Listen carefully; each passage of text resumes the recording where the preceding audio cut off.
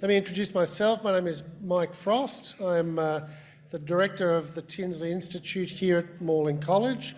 Tinsley Institute is the Missions Research and Study Centre, the Missions Department here at Morling College. So let me welcome you to Morling College, which is, as you heard before, situated on the lands of the Wallumedegal people of the Darug Nation. More specifically, I'm welcoming you to the Ministry and Leadership Centre, because Morling College, even though we once occupied all of the space that you might think of as being the campus that you're now situated on, has actually gone through a really significant change over the last number of years. We've kind of tried to really turn our campus, as it were, inside out. So we built this building, was opened in 2020.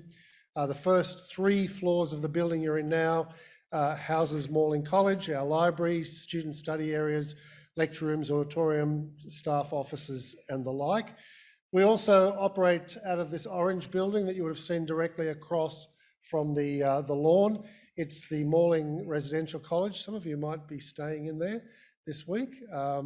Normally it is full of students, and not just Morling College students. We built it as part of a relationship with Macquarie University, which is adjacent to us on this side of our campus. We're a university college of Macquarie, and so under normal circumstances, when students are around, it is full of not only our students, Christian students studying theology, counselling, Christian education, but also students from Macquarie, most of which are not Christian people, and many of which come from numbers of countries around the world. We actually built it with the intention of Morling having a missional presence and engagement with international students.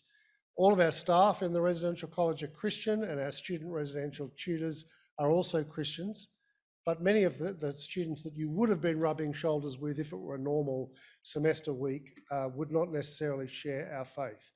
We wanted our students and our college to be open to engaging with people who don't share our faith, to being present in our world, and ideally and hopefully, God willing, having a missional influence, indeed an evangelistic influence over professional peoples who would be studying at Macquarie.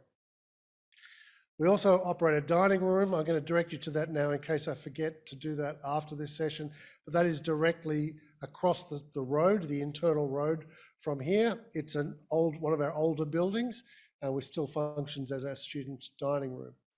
But the rest of the space is actually used by a variety of different groups of people. On the 4th floor of this building is the headquarters for the Baptist Association, our parent denomination, and Baptist Finance and Investments.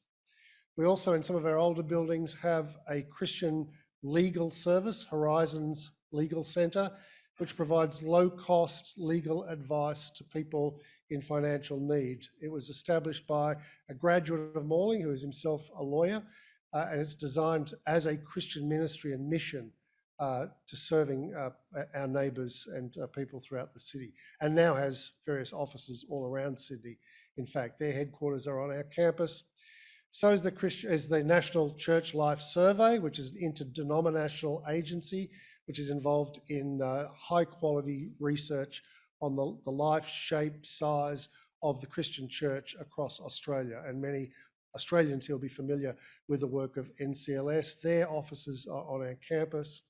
There are 2 churches that meet at Morling College in this room, but also use our facilities for midweek ministries and the like, and their pastoral staff have offices on our campus. And at the top of our campus, there is the Ezra Centre, which is a counselling centre, which our counselling faculty occupy, and students and qualified counsellors also provide that as a service to the neighbourhood. All that to say, if you were here in a normal week and wandering around the campus, there would be neighbours, Macquarie University students, our students, all sorts of people using facilities on our campus, which we've done so really intentionally. I'm sure you've walked past a convent or a seminary or a church and thought to yourself, it doesn't look like anyone's ever in there. What goes on in that place?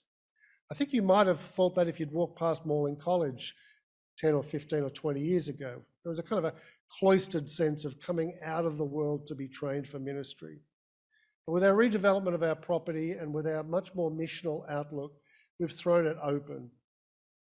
We've even installed an open-air gym, an open-air playground, and a community garden. And all of these are used, as you'll see around us, by our neighbours who live in high-rise apartments and don't have access to that kind of space. We want our students, being equipped for ministry and mission, to actually be trained at a college where they are rubbing shoulders with people who don't necessarily share their faith, where they're engaging with people with a lot of social need, or who are just lonely people. And so in that respect, given our particular missional outlook, we were really thrilled when Darryl Jackson, who was then a member of our faculty at Morling College, that's how long ago it was, suggested that we host the IAMS conference. We recognise it has been a really fraught process for the organisers of this conference, given the number of postponements, and even this week, the rains and the cancellation of planes. You should realise, those of you who don't come from Sydney, we go to pieces if it rains too much, the whole city just collapses. And so the number of cancelled flights and all sorts of logistic issues, even in the last week, let alone what's been going on for the last few years, must have been incredibly difficult. So having dealt with all of that, we want to congratulate you on actually mounting the event. It looks like a magnificent event. We want to welcome you to our space. We want to encourage you to make use of all of the facilities, wander around, walk through the bush area that we've created, use the outdoor gym if that's your thing. Welcome to Morling College. You are most heartily welcome to this place. Let me also introduce, and I confess I was only just asked 2 seconds ago to actually do this, to introduce our speaker. I might have prepared a little more had I known that, but you heard from him earlier. Paul Kollman is going to be our opening speaker, after which we will be having a meal together in the dining room. Would you please put your hands together and welcome Paul Kollman.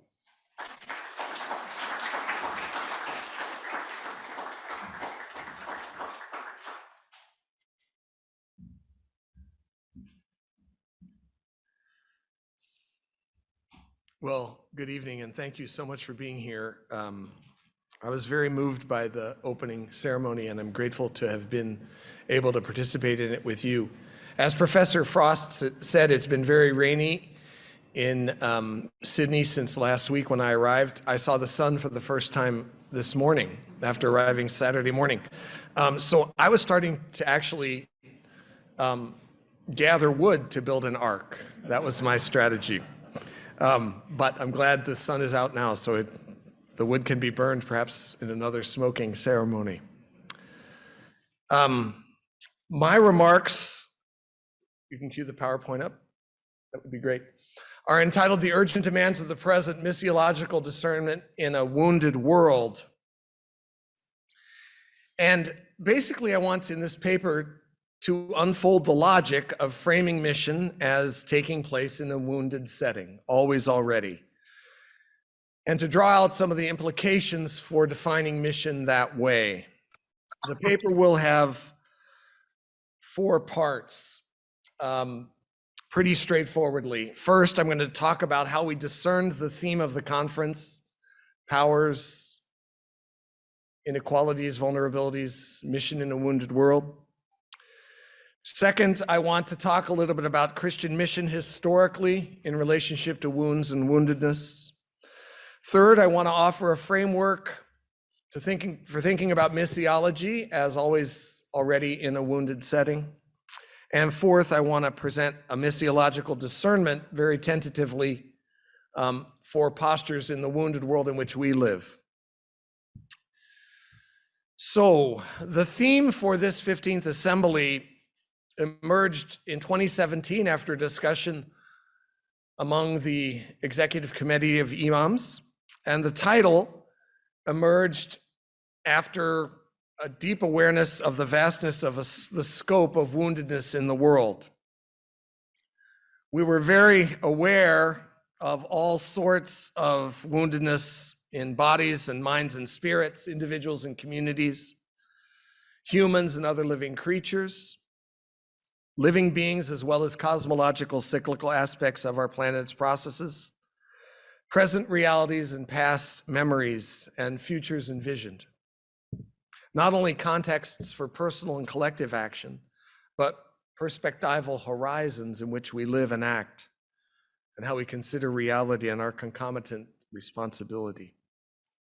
We discussed one of the complications of prepositions. We wanted it to be mission in a wounded world, not for a wounded world, because we were mindful of the fact that mission itself has, despite its professed desire to bless and heal, also wounded, not least in a place like Australia and New Zealand and the Torres Islands.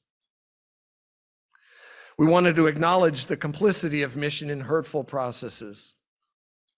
And we were aware of the reality of global fractiousness amidst the kinds of growing populist movements that already in the middle of the 2010s were growing internationally, not least in my country, the United States.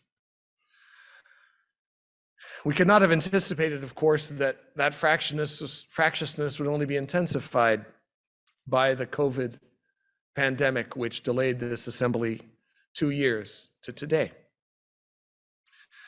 So in some ways, the pandemic itself, an ongoing assault on our collective well-being, reinforced the instincts that drove the assembly's theme.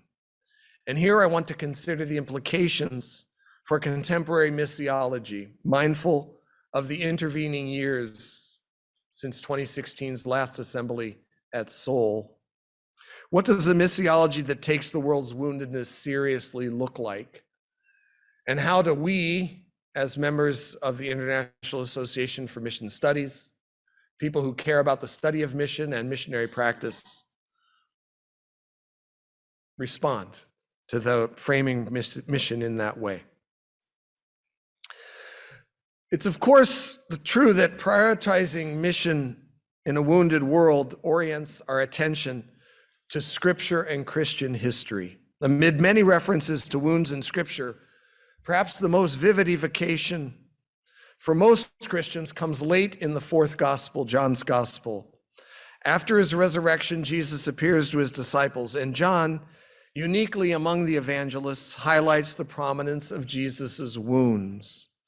After greeting his disciples with "Peace be with you," the text reads, "When Jesus had said this, he showed them his hands and his side."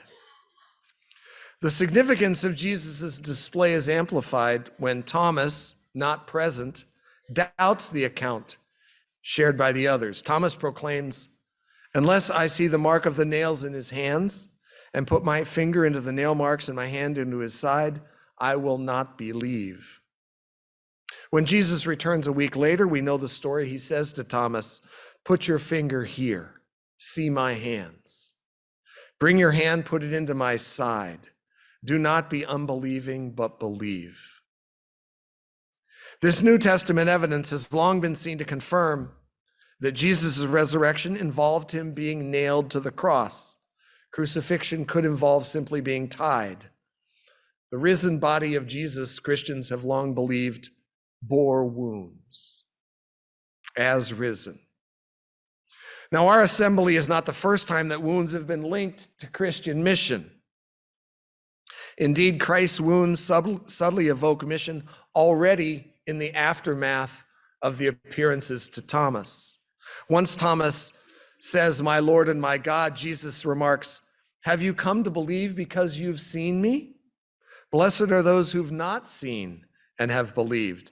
Jesus himself anticipates that many will accept him through the first witnesses of his risen, wounded body, though later believers will not see the wounds themselves.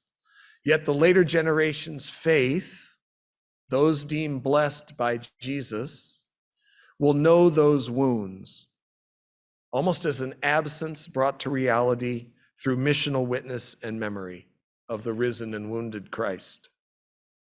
One need not have vivid first-person actuality experienced like those first witnesses to be part of the blessed community defined by the risen and wounded Jesus. As St. Paul writes, "We walk by faith, not by sight." Christ's wounds, remembered and meditated upon, have long inspired Christians to pursue mission in various forms. Medieval Christians developed personal and communal devotions to Jesus's 5 wounds, a devotion recently encouraged to be returned to by Catholics by Pope Francis. One historically significant mission-related inspiration linked directly to the wounds of Christ occurred among 18th century Moravians, motivated by the blood and wounds theology of Count Nicholas Zinzendorf. Moravian missionary zeal, some of the earliest Protestant global missionary zeal, which generated groundbreaking evangelization in the Americas and elsewhere, drew inspiration from ardent devotion to the wounds of Christ. Recent missiological reflection invoking wounds reflects a shift. Instead of stressing pious devotion from contemplating Jesus's wounds as inspiring mission, it has tended to focus on the world's woundedness and suffering as the context of mission. It partakes in what Stephen Bevins, who's here with us, sees as a fundamental shift from a missiology of power to a missiology of relationship and vulnerability. The 2019 meeting of the European Association for Mission Studies, IAMS in Europe, anticipated this assembly itself, taking as its theme, locating European missions in a wounded world.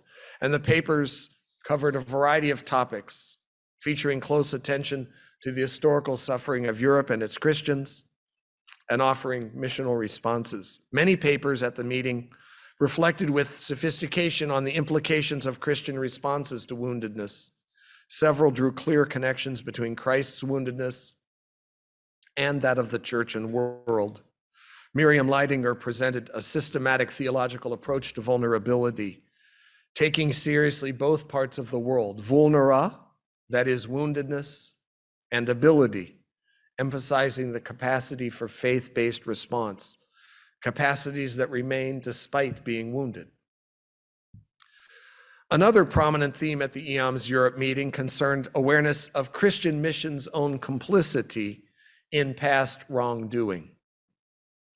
This has long, if unevenly, been recognized in mission studies. We recognize that instinctive embrace of enthusiasm for missionary practice and bold confidence in our ability to evangelize without causing harm is something we can no longer simply assume. We recognize we need to be more attentive and more careful, shaped by deeper cultural and historical awareness. This is a missiology shaped by consciousness of unsought woundedness linked to mission. And within the profound suffering of the world, nearly infinite in its scope, there's suffering of the body of Christ itself, understood as God's people in the world. This has also drawn missiological attention. This includes the dispersal and afflictions undergone by ancient communities of Western Asia, the Middle East, groups, some of them facing extinction, and other places, 120 countries or so, where Christians face persecution. Tragically, of course, we know that some of the wounds most suffered by Christians are at least partially self-inflicted. Global Christian bodies like the Anglican Communion and Orthodox churches have suffered deep wounds. And I'm a Catholic priest, and I'm only too aware of the horrible self-inflicted wounds child sex abuse has afflicted upon our church, not only due to the victims, but due to the shame of the way the victims were treated.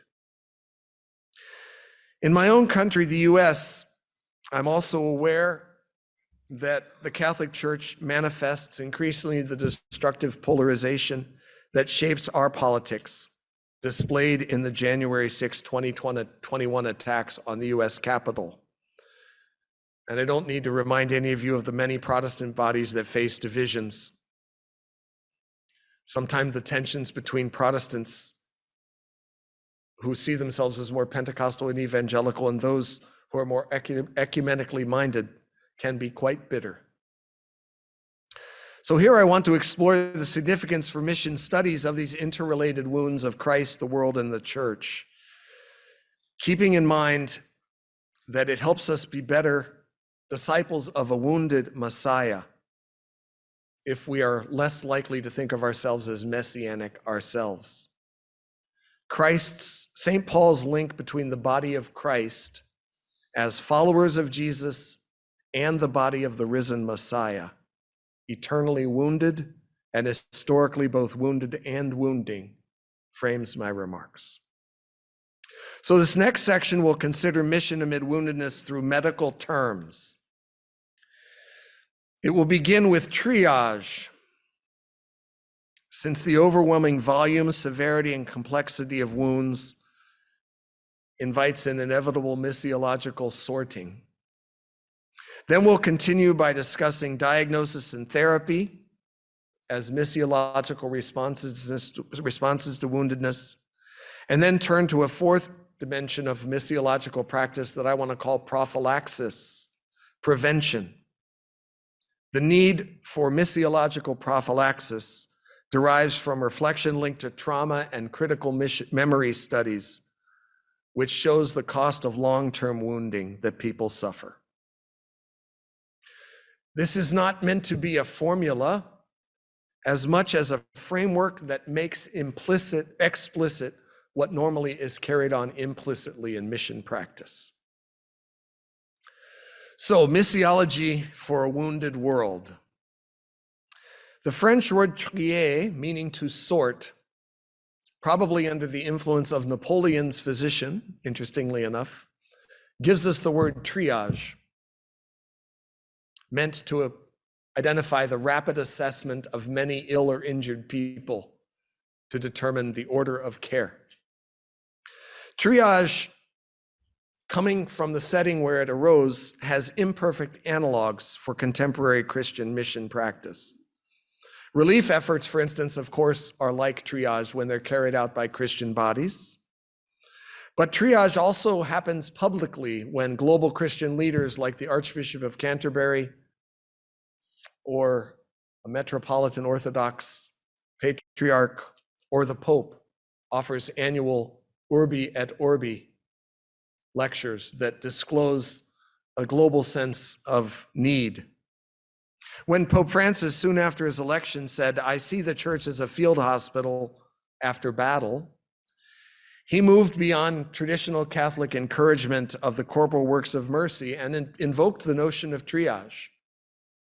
Field hospitals constitute prototypical sites of triage, assigning categories to the wounded to coordinate care.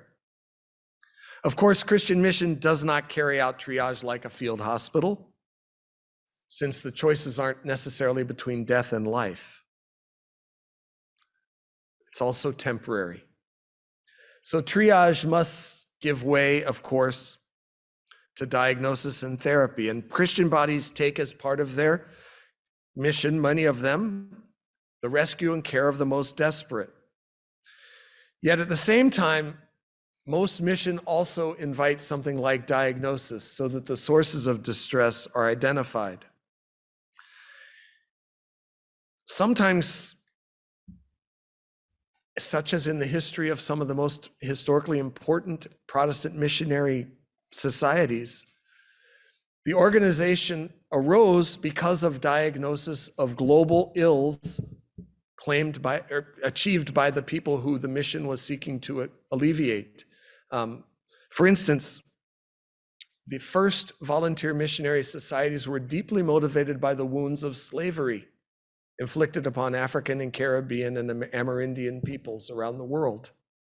And one hears similar echoes in missionary strategies that seek to evangelize in the so-called 1040 window, degrees of north latitude, where human suffering and non-Christians allegedly cluster and overlap. Necessary as this is, we know that the history of diagnosis among Christian missionaries is fraught with the ambiguities of mission history more generally, including involvement in colonial domination. All too often, self-affirming missiological analyses reinforced instincts in place that saw those bringing the gospel message as superior to those who needed it, often linked to evolutionist and racist assumptions. That said, missiological diagnosis and consequent therapy must go on. Not simply the primary evangelization that has long been part of and central to mission practice, but other forms of mission that take many different kinds of shapes. Finally, prophylaxis, understood here as efforts to prevent wounding in the future, are obviously part of contemporary mission. And they have long been part of contemporary mission. For instance, in the institution building of schools and hospitals, as well as efforts to shape and reinforce civil society, missionaries sought to prevent suffering in the future. This kind of prophylaxis becomes more important as we become more aware of the way the world's wounds have long genealogies and persist without resolution or healing, often for years. What a gift the opening ceremony we just experienced was as a sign of those long-standing wounds. This links missiological reflection to critical memory studies and the work of Christian theologians who think about trauma theory. Because individually and collectively, memories can create long-term suffering, even when physical wounds on bodily surfaces disappear. And communities, and not just individuals, face that kind of collective long-term suffering due to collective violence. So these metaphors, I want to suggest, have missiological analogs needed as Christians cope with a wounded world. And I will want to say that prophylaxis becomes more important because of what we learn and know about trauma and critical memory studies, trauma studies and critical memory studies. To conclude my remarks, and I've shortened them considerably, the full article is in Mission Studies in the journal put together by our editor. I want to conclude here with a brief exercise in missiological discernment in light of this medicalized framework. Missiological discernment has been discussed, not least by Kirstine Kim in an article 17 years ago, which I was glad to look at. But it has not been developed systematically in a systematic way that I've found, and this will not be a systematic reflection either. I want to reflect with you as president of IAMS on behalf of us. And I do this very aware of the subjective limitations of my own personal story. But I also want to claim that I do them mindful of the fact that I am a person of faith. Christian faith is not necessary to participate in IAMS. We are first and foremost an academic society. And yet faith does motivate most of us here. And it certainly motivates me as a student and practitioner of mission studies. So, triage. Certainly there's an artificiality to adapting triage to missiological reflection. Medical triage assumes that those needing care might die if untreated. And many of the issues we address in mission have no obvious concreteness or urgency. Mission operates on large canvases with many potential factors to weigh. And this can create incommensurability among different constructions of a wounded world. By incommensurability, I mean it's very hard to compare them. How do you judge, for instance, among the desperate needs of refugees crossing the Mediterranean to Europe, the rapid degradation of the Amazonian rainforests, and the need to galvanize Christian churches in South Sudan to become agents for peace. It's very hard to know how to compare such needs, which are vast. Yet despite this artificiality, something like triage seems inevitable in determining mission priorities. And the awareness of the world's wounds means that we risk being overwhelmed by the volume, varieties, and interplays of woundedness. So another challenge lies in determining who is doing the triage. As I mentioned, I try to speak here as president of IAMS, but even that begs the question, is it individual Christian scholars like us? Or the groups in which we're embedded, like the Assemblies of God, or university college communities, or religious orders? Each of us has a different realistic potential for missional engagement. We also have diverse capacities and access to levers of power. What capacities do we have in the settings in which we find ourselves? Another challenge arises because not everything that reflects grave woundedness probably should be best addressed by Christian mission. When I think about the simmering international conflicts that rack our world, not least in the Ukraine, and the potential ones that could arise between other fractious neighbors, one recognizes the limits of Christian mission in responding to such woundedness. So there's lots of difficulties in doing this thing called triage. A final one I'd like to just underscore is the different ways we might think about vulnerability, one of the titles in our theme.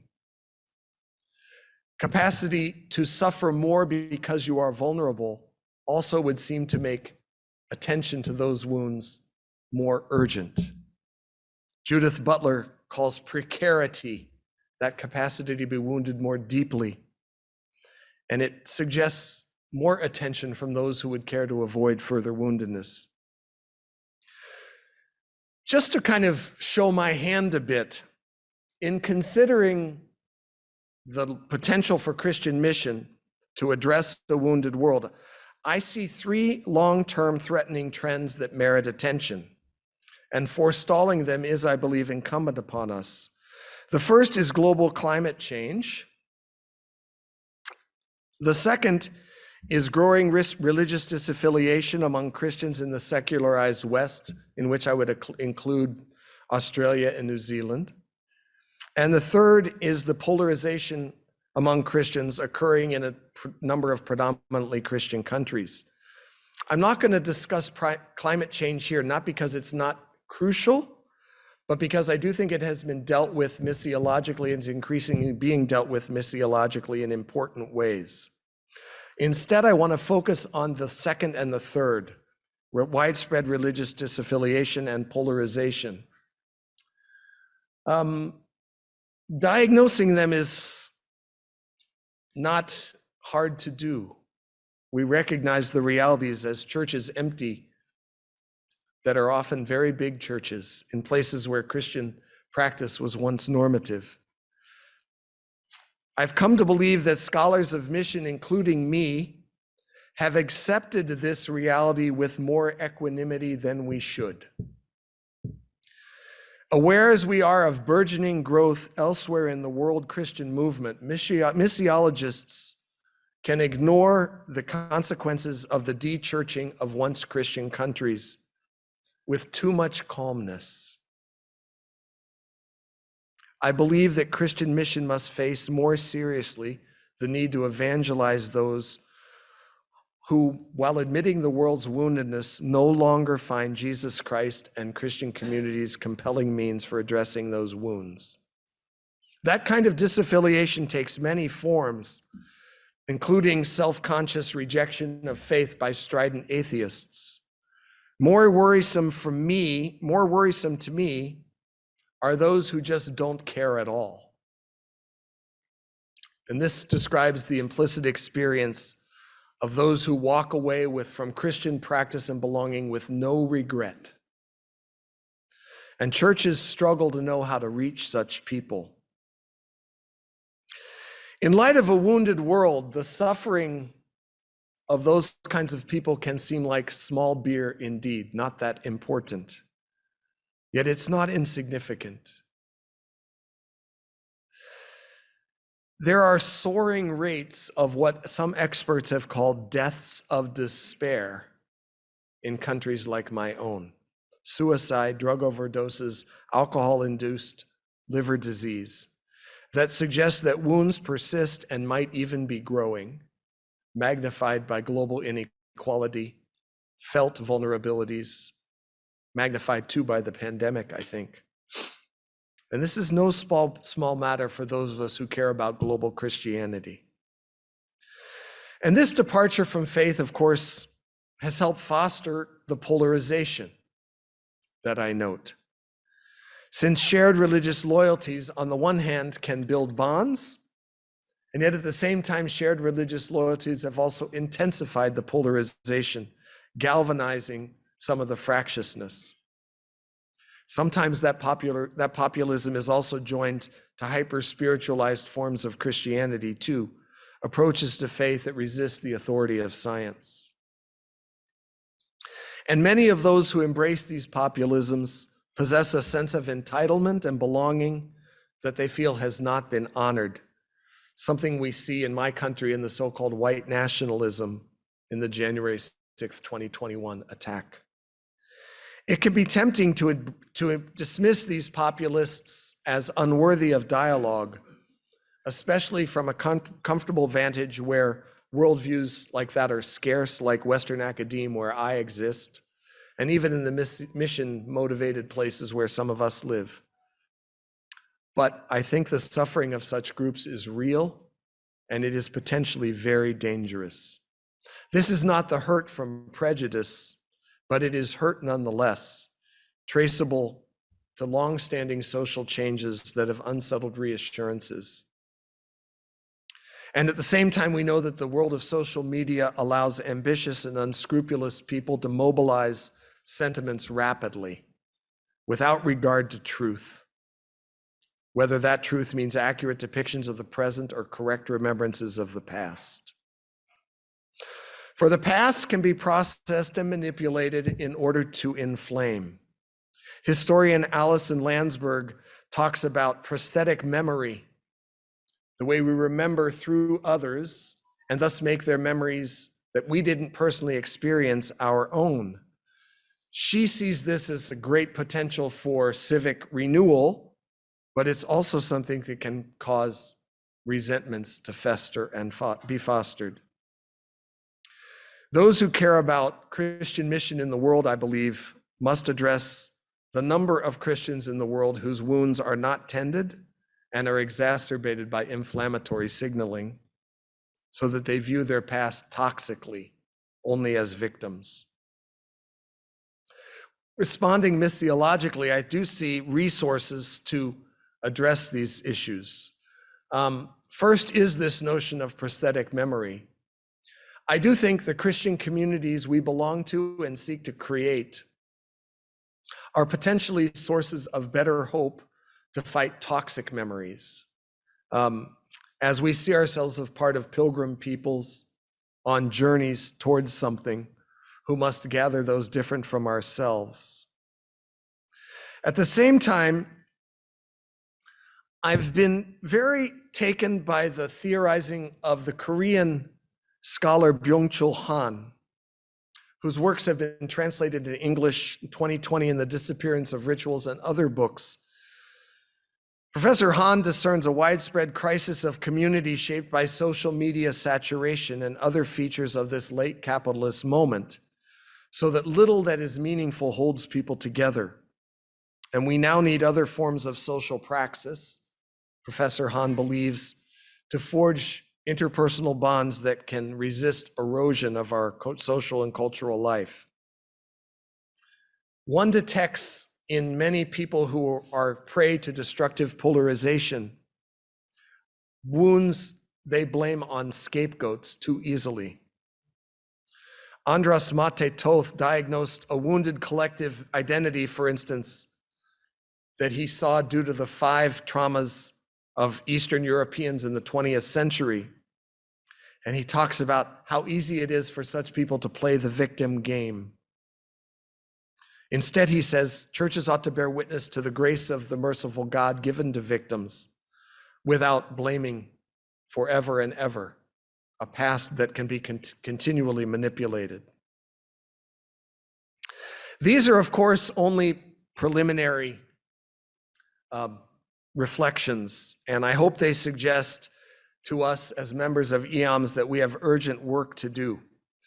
With regard to religious disaffiliation, I think we have hard work of discovering new ways to make Christian faith credible to those tempted to leave it or have already left it.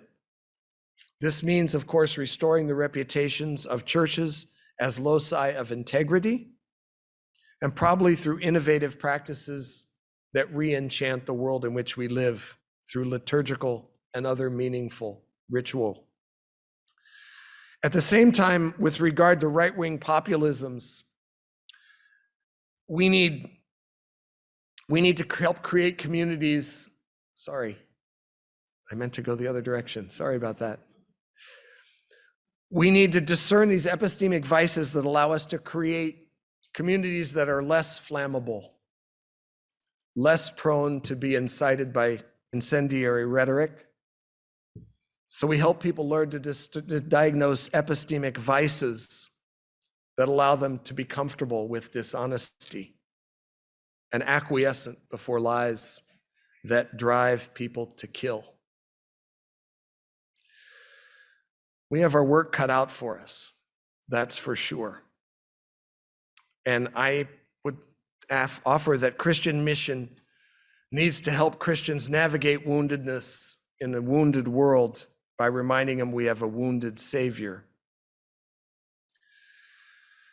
Just to conclude quickly, I admit that taking a medicalized perspective on mission through prioritizing wounds risks the danger of pathologizing everything. Yet, even if medicine is only one of the realms in which St. Paul and others talk about how Christ works, salvation, etc., redemption, often the metaphors are medical. It is a real metaphor that many people experience and many people can understand. And so I would say the undeniability of pain, real pain in many directions, means that we have our work cut out for us as we address a wounded world. And I'm heartened by these words from Pope Francis from 3 years ago in Chile. We are not asked to ignore or hide our wounds. A church with wounds can understand the wounds of today's world and make them her own, suffering with them, accompanying them, and seeking to heal them. A wounded church does not make herself the center of things, does not believe she is perfect, but puts at the center the one who can heal those wounds, whose name is Jesus Christ. Thank you very much. I'm very grateful.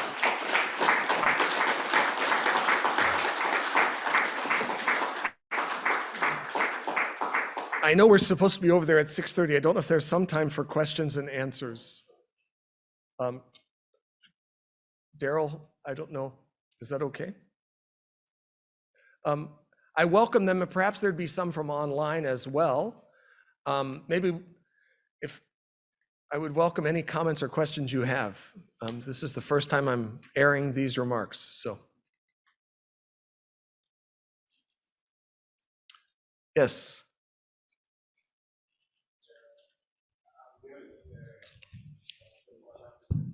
Thank you, Derek. Welcome.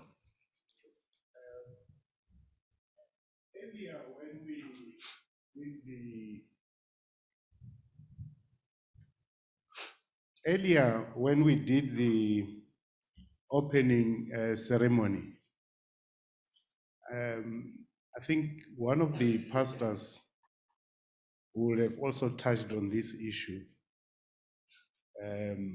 where in African context, we always say, if you want to have the wound to heal properly, because some have the tendency of not healing properly. And I think you also mentioned the issue around where people start to look like victims because their wounds are not healing properly. So in the African context, if you want the wound to heal, you open it and clean it.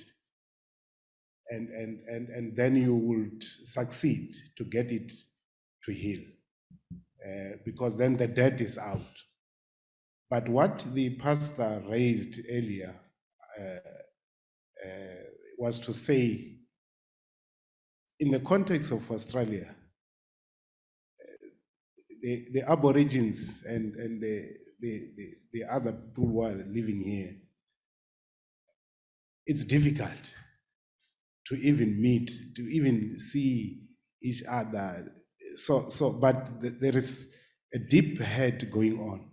I think it's the same issue in South Africa, where apartheid would have done a serious damage, especially to the Black communities.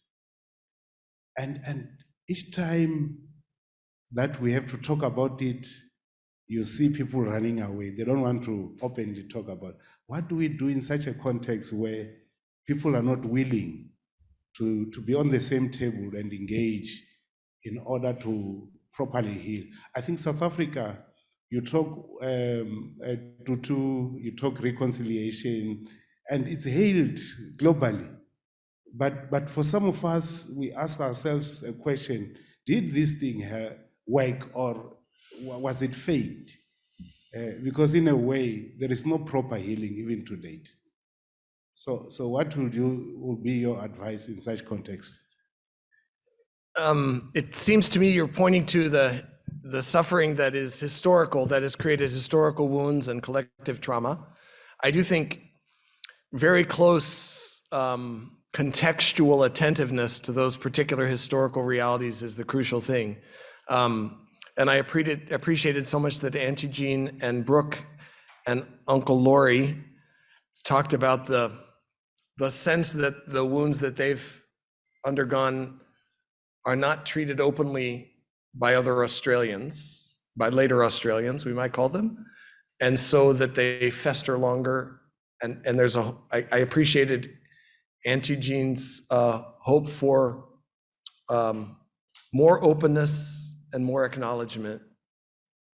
So, and I think the South African situation would create equally contextually complex and long-term kinds of wounds. Thanks.